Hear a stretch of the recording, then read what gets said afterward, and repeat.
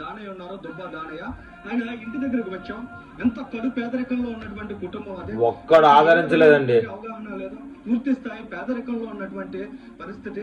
అటువంటి కుటుంబానికి ఆ నియోజకవర్గము, ఆ పార్టీ ఒక్కడు సంతాపం తెలపలేదండి పాపం. అయ్యో రామ. ఏమీ తప్పులేదు, దాని మీద కేసులు నమోదు చేయకూడదు, తెలుసో తెలియకో కర్మ కొద్ది అన్న మాటను జగన్మోహన్ రెడ్డి మాట్లాడడం ద్వారా తనకి తన రాజకీయ పార్టీ రాజకీయ ప్రయోజనాలు తప్ప ఇంకేమీ ముఖ్యం కాదనే విషయం మాత్రం చాలా స్పష్టంగా అర్థమైంది. నిర్లక్ష్యం కారణంగా ఒక కుటుంబం చిన్న పిల్లలండి కోల్పోయింది, ఒక కుటుంబం ఆధారాన్ని కోల్పోయింది, తమకు జీవనోపాధి ఏ విధంగా లేనటువంటి కుటుంబం అదే అనేటువంటి బాధ్యత ఏ మాత్రం లేకుండా అంత నిర్లక్ష్యంగా అంత కకృతిగా ఆయన వ్యవహరించాడు. నిజంగా రాజు ఆ విధమైనటువంటి మైండ్ సెట్ ఉన్నటువంటి నాయకుడు కాబట్టి వైఎస్ఆర్ కాంగ్రెస్ పార్టీలో ఉన్నాడని భావించాలి. వైఎస్ జగన్మోహన్ రెడ్డి గారు కూడా ఆలోచించాలి. ఇంటి లోపలికి వెళ్తే ఎంత నిరుపేద స్థితిలో ఆ కుటుంబం ఉందనేది చాలా తెలిసిందే, వాస్తవమే. వారి తల్లితో మాట్లాడి తెలుసుకుందాం, ఆయన సతీమణితో మాట్లాడదాం, ఆ పిల్లల యొక్క బాధను కూడా అర్థం చేసుకునే ప్రయత్నం చేద్దాం. మీ భర్త గారిని కోల్పోయారు, 3-4 రోజులు అవుతుంది.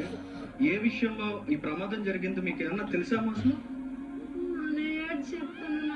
అమాయకులండి పాపం.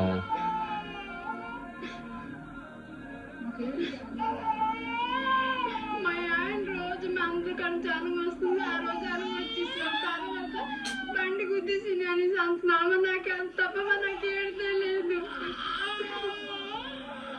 కాదమ్మా, పిల్లాడికి ఆరోగ్యం బాగాలేదని బ్రెడ్ పట్టుకుని వస్తానని చెప్పి వెళ్ళారన్నారు కదా, ఈ మధ్యలోనే ప్రమాదం జరిగిందా?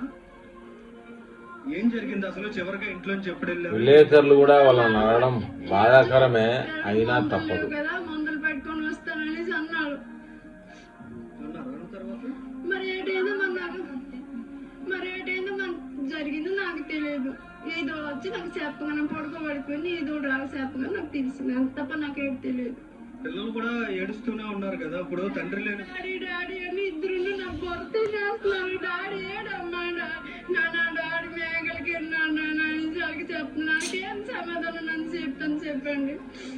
ఆ పిల్లలకి ఆశ లేదు, ముసలావిడ పాపం.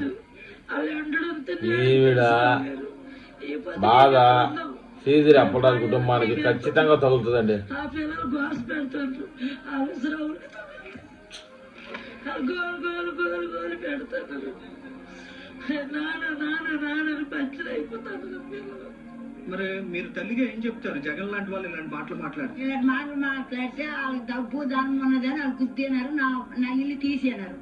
నా ఇల్లు తీసి లోటు నుంచి బయటికి రాలేదు. ఆ పిల్లడు కూడా పట్టుకొని వెళ్ళిపోయాడు. నా పిల్లడికి ఆ రోడ్డు మీద వదిలేడు పచ్చిలాగా. ఎవరో చూసి నా మనుషులకు ఫోన్ చేసినారు. నా మనుషులు వెళ్ళి ఆదుకున్నారు.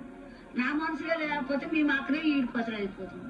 మాకు తెలియదు, నా పిల్లడు అక్కడ ఈడిపోతారు. చాలా అమాయకురాలండి వీళ్ళందరూ. తెలియదు, ఏం మాట్లాడాలో కూడా తెలియదు పాపం. ఆ డబ్బు ఉన్నది, పదవి ఉన్నది, మాకు పదవి లేదు, మాకు బలం లేదు, మాకు మేము మేడు చేయాలి. ఇంకా మేము అవులు పెట్టి బతకలా. అక్కడికే అన్నాడట, నేను ₹1,50,000 ఇస్తాను, పాస్ పనులు నా ఇంట్లో చేస్తుంది, నా కోడలు తోలమన్నాడు. వాడికి అది అవసరం, పాసి పనులు చేసుకోవాలి. ఎక్కడో అన్నాడు. ఎక్కడో అంటే నా కోడలు కడింటికి నా తనువు పోంగొట్టావు, నా జీవికి పోంగొట్టావు, నా కోడలు నీ ఇంటికి పాసి పనులు తోలాలా? నువ్వు అంత డబ్బు గలడు అయితే నీకు అవులేడు చేయలేరా? నీకు పదవి ఉన్నదని నీకు ఏడు చేయలేము. మేము నిజమే, మేము చేయలేము. వాస్తవమే, ఈ కాలం అట్లా తయారైంది.